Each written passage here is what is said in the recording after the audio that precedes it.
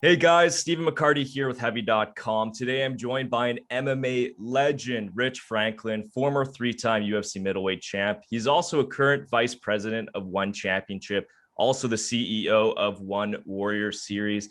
First question for you, man. Chaudhry came out a couple weeks ago at this point, and he came out with this big, bold quote. He said, I would definitely welcome a One versus UFC mega event.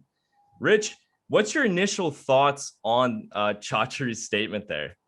Well, my initial thoughts. Well, I don't know. Am I speaking from business perspective as a fan perspective? Because given my history in the sport, I always think as the fan first. And so when I look at something like that, I'm like, oh man, this would be epic. When you look at a lot of the athletes that have crossed over from the U.S. and UFC particularly into One Championship, I think prior to that, a lot of the mainstream fans were looking at One Championship, questioning I don't know how the effectiveness of One Championship athletes, but when you look at crossover athletes like Eddie and the kind of troubles and the good battles that he's been through, Demetrius Johnson, not even just his recent loss against Adrian Moraes, but even when he was in the Atomweight Grand Prix tournament, the level of competition that he faced there. Granted, he won the competition, but you saw some guys where you're like, wow, man, these guys are on the level, and I think that really turned a lot of the like eyeballs on One Championship at the time. I think some of that comes down to our weigh-in system, our hydration protocols, the ability of our athletes to perform at a peak level like they do when they're training, rather than being sucked dry when they're cutting weight and whatnot. I've had a long history of that, obviously, as you know, if you followed any bit of my career. But yeah, and so my first instinct is like, man, that opens up some possibilities for some amazing matchups. Now, from a business side, I mean, there's a lot of logistics here, obviously, that you would have to even just one thing we could talk about is the weight cutting thing with you guys, with your hydration system. And, the UFC and on American side, they don't do that system. So there's a lot of logistics that, you'd have to overcome to make something like that happen. Can you just kind of speak on, I guess, like the feasibility of actually this happening? I mean, look, if Chaudhry makes a statement like this, if Dana sees that and he's like, I would be open to something like that, and you have two people that are willing to work, then anything is possible, right? I mean, because these are the two guys that pull the string. There are some logistics, and I mean, you've seen, if you've been a fan of like boxing, for example, you've seen these big marquee fights that have fallen apart over the negotiation of a half of a pound in making weight, right? Because half of a pound can make a difference between somebody winning and losing a match, right? And so little details obviously can throw things off. But I mean, if you have two organizations that are willing to do this, it's possible. I mean, after all, we've seen it before with UFC when some of the guys went over to Pride. So realistically, it could happen. I think actually they loaned them, like they went into Pride and competed in Pride at the time, like when Chuck went over there and whatnot. But this would be a mega event between the two, and I don't know how they would manage that, if they would blend it and say, okay, we're going to do your hydration system, but we're using the 10-point must instead of the global rule set, or whatever way they would go about it, or we'll do these matches via global rules and these matches via unified rules. I'm not really sure, but yeah, when you have two motivated individuals, it can get worked out for sure.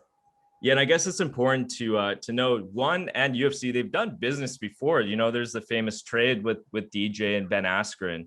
So there has been some sort of working between the two promotions before. There's always working between promotions. I mean, you look at anytime there's like any kind of duopoly, for example, like Coca-Cola and Pepsi, I'm sure that these two organizations work with each other. And, even in our trade, in our industry, it's like, if we have an athlete that's under contract, for example, I mean, the UFC would respect that contract, and us, likewise, would never try to go after another athlete that was under contract, because you're going to respect these kinds of things. They're just a proper way of doing business and whatnot. So, I mean, whatever's on the surface, trash talking, our athletes are better than yours and all that kind of stuff, is like, there's the entertainment side of things, but there's also, the ethical and business side of things as well. And if anyone's followed your career, Rich, they know you're an ethical guy. They know you're a respectable guy. What's your relation? If anyone hasn't followed my career that's listening, shame on you. Yeah, fair enough. What's your relationship with UFC President Dana White? I mean, you've been with One for a long time now, but you were, a couple of years ago inducted into the UFC Hall of Fame. So I imagine just seeing that, it seems like your relationship probably with them is still fairly solid. Could you be a guy that could kind of come in and help kind of these negotiations happen? Yeah, I mean, I could, but I don't think I would need it to be helping negotiations happen. I don't know if I would be that guy that's like standing between the two fighters that are trying to slug each other type of thing, if that's what you're implying. But no, I mean, I have a great relationship with the UFC and with Dana.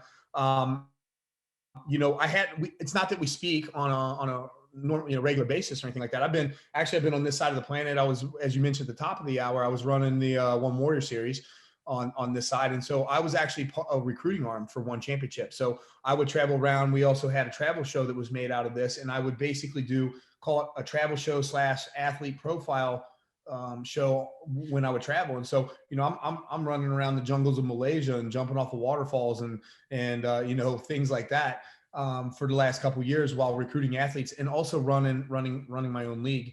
And so not that, because when you're doing those kinds of things, it's just the busyness of the world, right? Simultaneously the UFC's growing, they sold and all that kind of stuff. And so Dana's had some tremendous success. And so when we touched base and he actually informed me that they were going to induct me in the Hall of Fame, it was as if, a couple of buddies that hadn't spoken in a few years catching up, like, hey man, congratulations on your success and this and that. And it was nice. So I do have a good relationship with them, but if he and Chacha were to sit down and actually work out the details of how this would be, I'm not sure that I would need to be in the room, but if I had to keep them in opposite neutral corners and all that kind of stuff, then so be it. So I'm going to get you to play a bit of a matchmaker here, Rich. You guys have got some real big stars on your end too, right? You got Christian Lee is doing his thing, Shinya Aoki. You obviously have a couple of UFC imports like DJ Eddie Alvarez. You got Adriano Moraes, which you earlier mentioned, that just beat DJ. You got Arjun Bowler, who just got that massive win, became the UFC or the One Championship heavyweight champion. If you had to pick one match right now that you could make as a super fight to main event this mega event with the UFC, which fight would it be, Rich? Oh gosh, man, you're gonna limit me to just one, because I'll have you get two. Just one. If I was just one, I'm gonna have trouble deciding between Charles Oliveira and Christian Lee matchup, or Israel Adesanya and Rene de Ridder, the RDR. Like, I would like to see both of those like those would be two of my dream matches. I mean, looking at RDR and Adesanya, like, it would be an interesting matchup to me because it's a clash of styles, right? You got this like sniper technician on his feet that's in and out. I mean, just amazing technique and quick and knockout power. But then you got a guy like Rene de Ridder that's just, if he grabs a hold of you, like once he gets a hold of you, he's just gonna come around and he's riding that back, and it's tough. And, I think that would be a good matchup. This is one of those, like, can he get in and get what needs to be done without getting caught? I mean, because when, RDR and our organization has the middleweight title, he also moved up to light heavyweight title, beat Ong La in both categories, which is the first time something like that has been done, where a man basically like chased another man and said, no, I'm taking your other title too. Adesanya has the middleweight title, but when, he tried moving up and he obviously wasn't successful there. And so it would just be interesting because this would be a clash of styles for something like that. Another one I'll throw at you. I spoke with Arjun Bowler last week and I threw Jon Jones at him. And I guess there's a lot of bad blood there. And I think that could be as you probably know, Arjun Bowler, he trains with Daniel Cormier, and there's that long history there. So he would absolutely welcome a fight with Jon Jones. I asked him about the mega event. He said he would love to fight on that. And Jon Jones would be a great matchup. What do you think of that? I do think it would be a good matchup. And, you talking about him training with Daniel Cormier, you can tell stylistically that they're very similar. I'll say this, like, if I'm just being completely transparent, I probably initially underestimated Arjun. Like, when he competed against Sorelli, I was kind of like, man, he doesn't use his wrestling and but this guy, he just kept coming forward. He's got a gas tank for days, like 15 minutes. And then when you see him against Brandon Vera, like, he did a couple knee pick taps and stuff like that. And he out of the gate, he froze Brandon's feet. Like, Brandon was like moving as if he was stuck in wet concrete or something like that. And Bowler just kept coming forward with that volume, the same thing he did with Sorelli. And he does an amazing job with that. And so, and like at this point in time, he's proven that he's got a chin, which is not classic. Like a lot of wrestlers classically don't like getting punched. And I mean, well, nobody likes getting punched, let's be honest, but you know what I'm saying? And he just shrugs it off, keeps moving forward, and he stays really active. He stays active like somebody that is like in a lower weight class. He doesn't move like a heavyweight fighter. So yeah, that would be a fun matchup to watch. I mean, obviously classically Jon Jones is one of the most gifted guys that's ever stepped into the cage before. Very, very, very athletic guy, very long and stuff like that. But yeah, I think that problematic, like that could be a good problematic matchup for a guy like Jon, because you're not going to toss a guy like Arjun Bhullar around. He's big. Mm-hmm. A couple more for you here, Rich.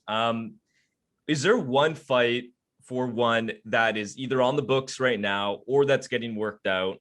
Or even just a thought that hopefully it could happen. One fight right now that you're looking forward to that could get the fans excited, that this is the one that they need to keep their eyes on.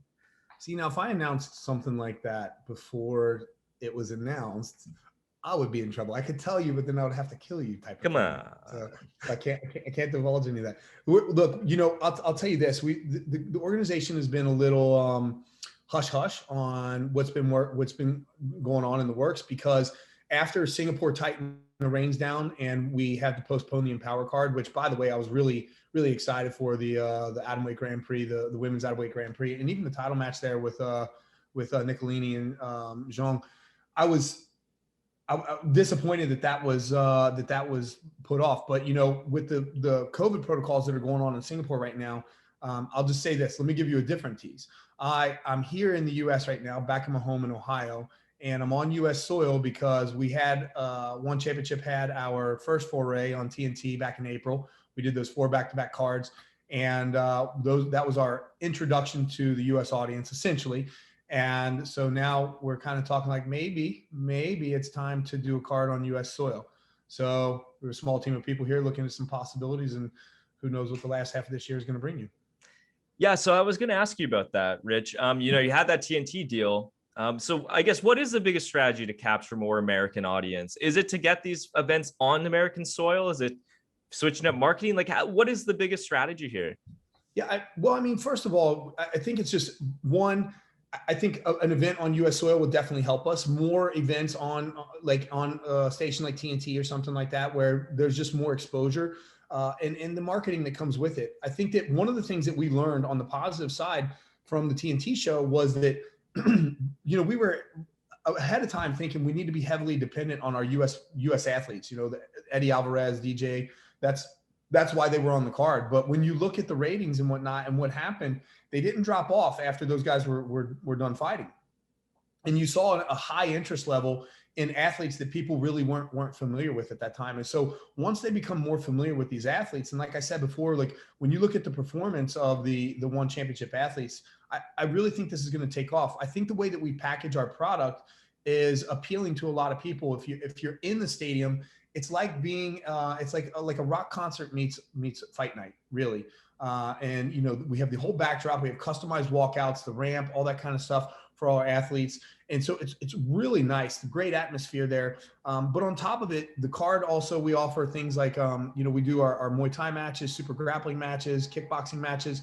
And particularly on TNT, we introduced Muay Thai in 4-ounce gloves to the U.S. audience. Now, when you talk about Muay Thai, like a lot of Americans immediately, it's not something that they're interested in tuning into. But when I'll tell you, when the Rodtang and Daniel Williams fight came on, man, I mean, we suddenly even had a bit more of a spike in the ratings because that guy, he just puts on a show, and he's the kind of athlete that has the ability to cross over. And we have several Thai athletes, for example, that are that way, that people otherwise probably, you know how fickle American fans are, right? Like typically American fans, like if you're not American, I really could care less. There are those few crossovers in the world, the Manny Pacquiao's and whatnot, but yeah, I think that the way that we package our events together and the way we present our product is a real differentiating factor for us. So it's just about continuing to familiarize the American audience with our product. And then last question for you, Rich. And I have to ask you, there's this thing now where you have all these retired fighters, most of them boxers, coming back out and doing these exhibition matches. You got Oscar De La Hoya who wants to come back. You had Roy Jones, Mike Tyson. You also had your old, opponent Chuck Liddell and then Tito Ortiz. They had a fight a few years ago. Yep. Rich, I know you're a busy guy. You're you're a businessman, but I gotta ask: has seen something like that? Does that get kind of like fired up a little bit? And you're like, man, maybe. Well, you know what? Listen, you never lose your first love, right? Like, I didn't get into the industry of MMA to be a businessman initially, right? I was here to be an athlete. So you never lose that love.